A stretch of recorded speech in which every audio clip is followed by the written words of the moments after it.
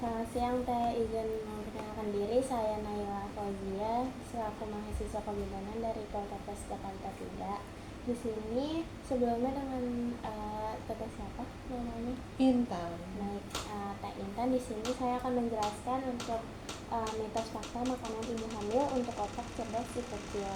Jadi menurut UNICEF Indonesia itu gizi yang tidak optimal dapat meningkatkan anemia, kurang energi kronis, serta berat badan bayi lahir rendah, serta menghambat perkembangan otak janin yang sedang tumbuh cepat sejak trimester pertama. Nah, kemudian satu gizi ibu hamil sebelum dan selama hamil itu dapat mempengaruhi pertumbuhan janin yang sedang dikandungnya. Jadi kebutuhan gizi pada masa kehamilan itu akan meningkat sebesar 15% dari kebutuhan wanita normal. Kemudian penting untuk menjaga nutrisi ibu untuk janin itu karena pada masa kehamilan itu fungsi sama struktur otak janin itu akan berkembang pesat sehingga memiliki kebutuhan metabolik nutrisi yang tinggi. Kemudian nutrisi itu berfungsi memiliki hasil energi bagi fungsi organ, gerak, sama fungsi fisik sebagai bahan dasar untuk pembentukan sama perbaikan jaringan sel-sel tubuh. Nah, nutrisi ibu hamil itu merupakan salah satu indikator status gizi pada masyarakat. Jika asupannya kurang atau tidak seimbang itu maka muncul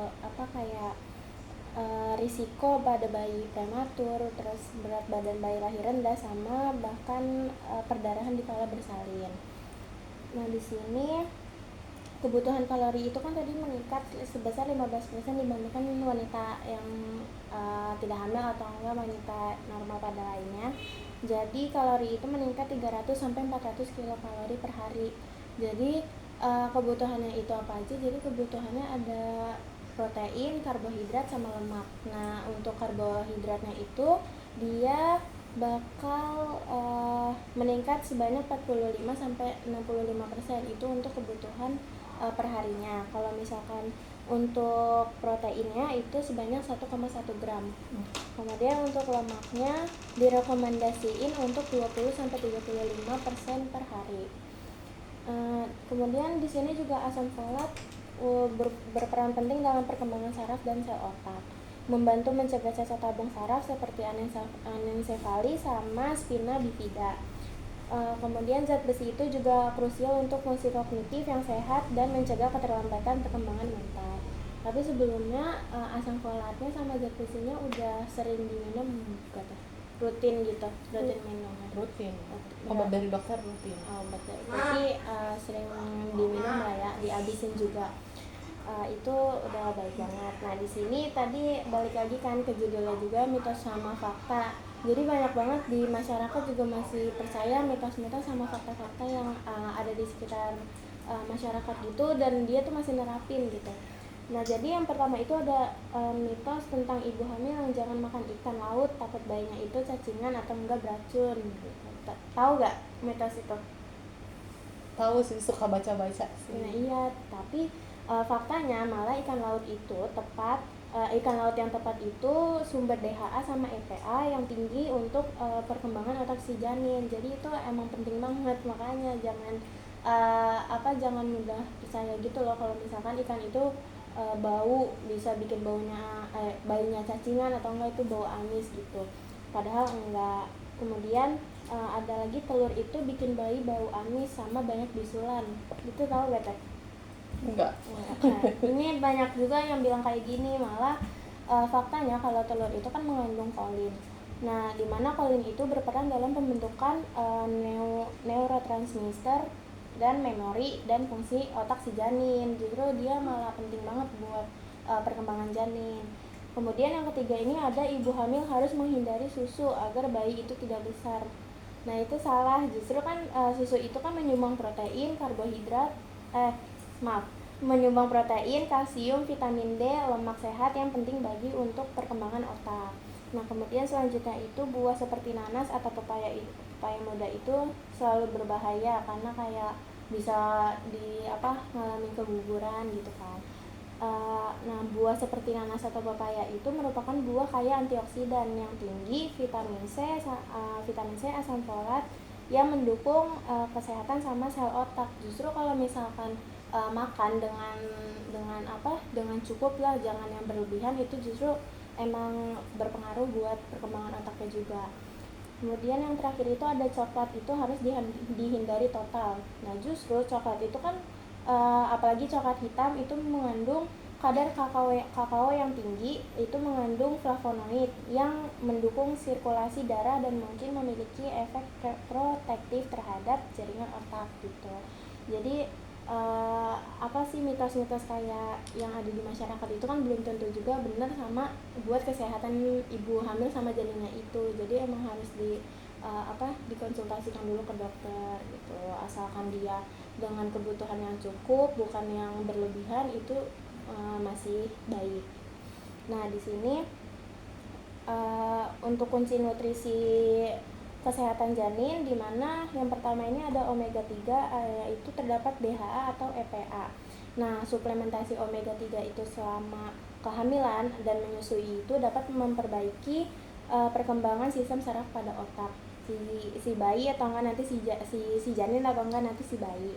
Nah, anak yang diberikan suplementasi omega 3 itu mengandung DHA dan EPA itu selama kehamilan dan menyusui, membuat kemampuan motorik sama motorik dari si anak-anaknya itu tuh dapat membaik. Itu udah kita ambil dari jurnal juga, udah aku baca dari jurnal, justru emang dia meningkatin motorik si anak-anak.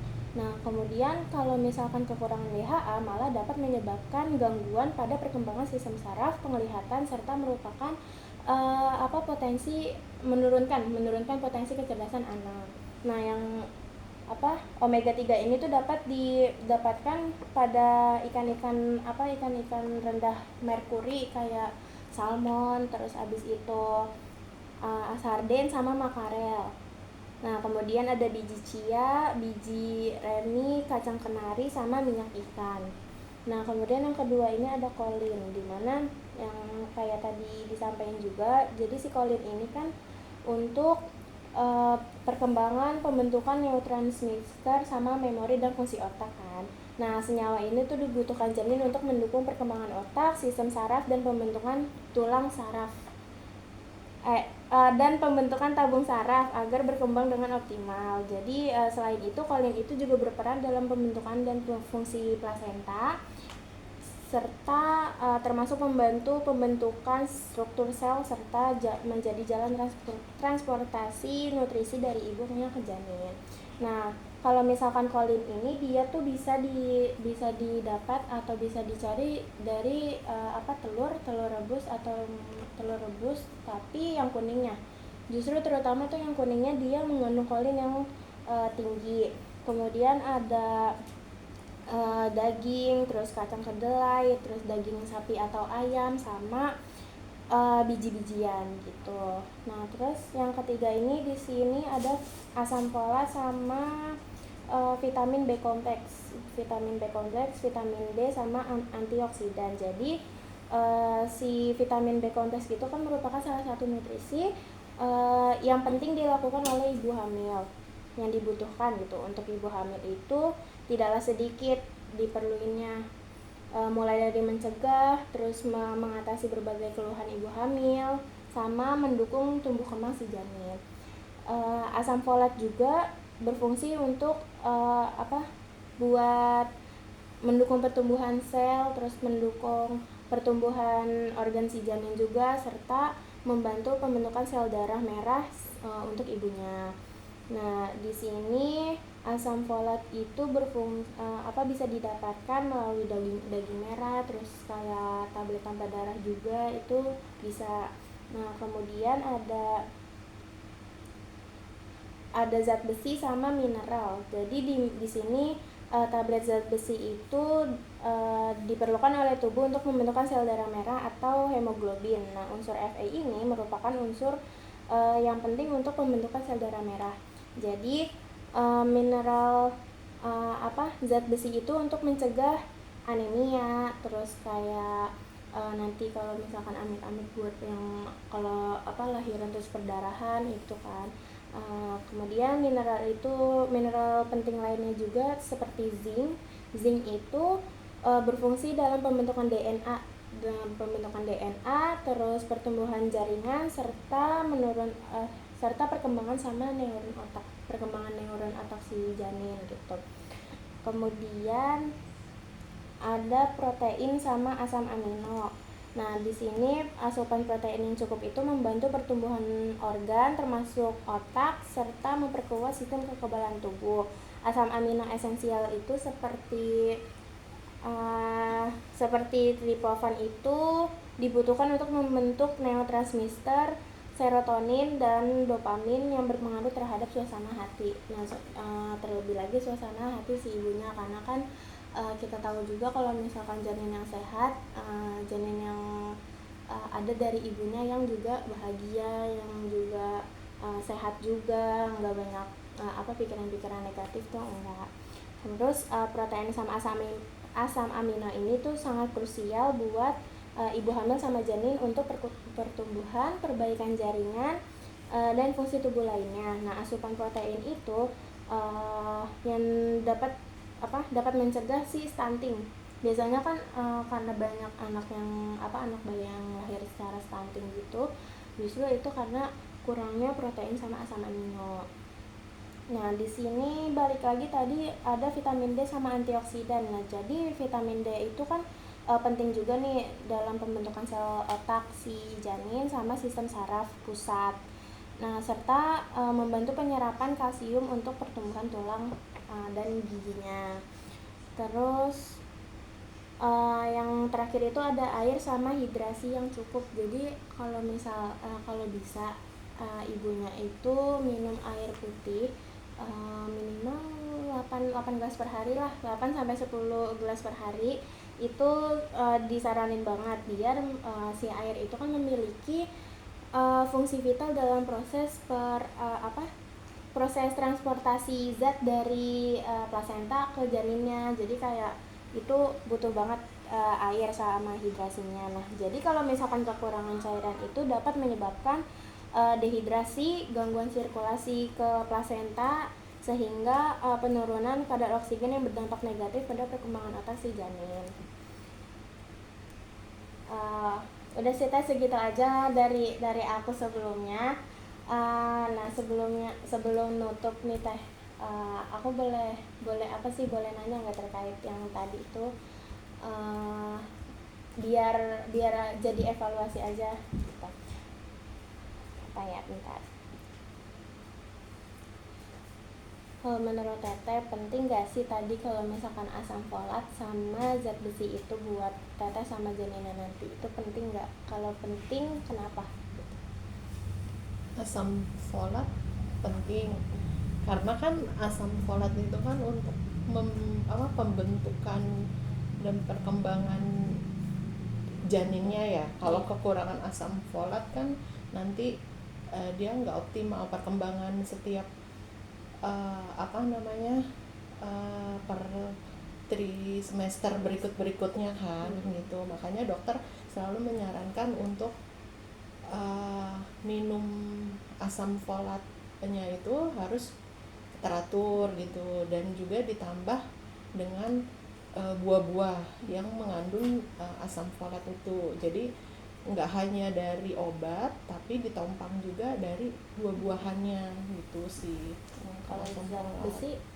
Kalau zat besi juga dia penting kalau untuk si bayi gitu kan, karena zat besi itu kan untuk ke tulang dia ya, pembentukan tulangnya, gigi gitu. Jadi nanti ini anak pada saat lahir pun akan mengaruh. Ketika kekurangan zat besi nanti mungkin perkembangan pertumbuhan giginya lambat, seperti itu kan. Terus nanti tulang-tulangnya dia juga kurang optimal gitu. Makanya ibu hamil kadang disuruh minum susu hamil itu karena pentingnya ya di situ, yang mengandung benar-benar zat besinya yang bagus, yang berkualitas gitu. Teteh mungkin cukup ya, berarti Teteh paham apa yang aku jelasin juga. Terus Teteh juga masih percaya kayak mitos-mitos gitu nggak sih Teh? Mitos-mitos yang ada di sekitar gitu. Kalau mitos-mitos sih nggak terlalu percaya ya. Kalau Saya sih selagi memang kita konsumsinya nggak di luar batas, nggak apa-apa gitu kan makannya ya, yang penting kita ya pintar-pintar pilih makanan, udah gitu harus yang bersih juga kan, biar nggak ada bakteri yang masuk. Terus kita juga harus milih-milih makanan untuk biar perkembangan si janinnya di dalam juga bagus menghasilkannya. Kalau saya sih gitu. Ya, berarti nggak terlalu percaya lah ya Nggak. sama mitos-mitos kayak Nggak gitu, sih. asal masih cukup gitu, bukan nggak yang berlebih gitu kan. Mm-mm. Kalau berlebih kan juga nggak baik juga kan. Iya, betul. Oke, teh segitu aja mungkin dari aku gitu kan. Kurang lebihnya mohon maaf ya. Wassalamualaikum warahmatullahi wabarakatuh. Waalaikumsalam. Nah, Matiin deh.